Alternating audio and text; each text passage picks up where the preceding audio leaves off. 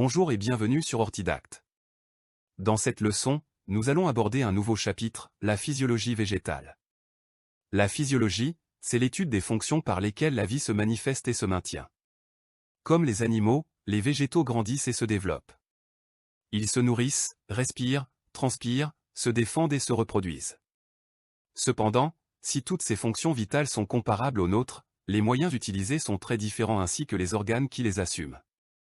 Fonction première de physiologie végétale, la photosynthèse. La photosynthèse est sans aucun doute l'un des maillons les plus importants de la vie terrestre. Sans elle, pratiquement aucun être ne pourrait survivre sur notre planète.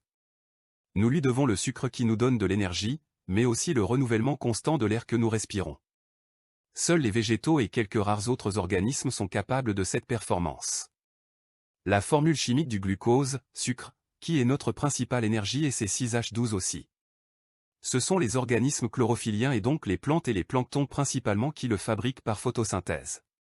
Pour le fabriquer, ils utilisent de l'eau, H2O, mais aussi du dioxyde de carbone, CO2, c'est-à-dire l'un des éléments principaux de la pollution provoquée par l'homme et les animaux. La feuille est comparable à une petite usine. Comme le montre le schéma, chaque fois qu'il entre, dans les chloroplastes des cellules de feuilles, 6H2O plus 6CO2, il y a de quoi fabriquer un glucose C6H12 aussi. Pour ce faire, grâce à l'énergie solaire, la chlorophylle décompose les molécules pour les reformer autrement.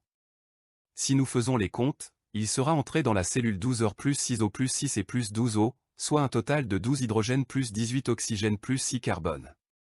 La fabrication d'un glucose demande 6 carbone, C6, plus 12 hydrogènes, H12, plus 6 oxygènes, O6, il y aura donc 12 oxygènes en trop qui seront rejetés en partie dans l'atmosphère sous forme de 6O2, en partie d'IgE car la plante en utilisera un peu elle aussi. Donc, en aspirant de l'eau et du CO2, la plante nous rend de l'O2 et se charge en sucre que nous consommerons en la mangeant ou en mangeant un animal qui l'aura lui-même ingurgité. L'équation de la photosynthèse peut donc se résumer comme ceci.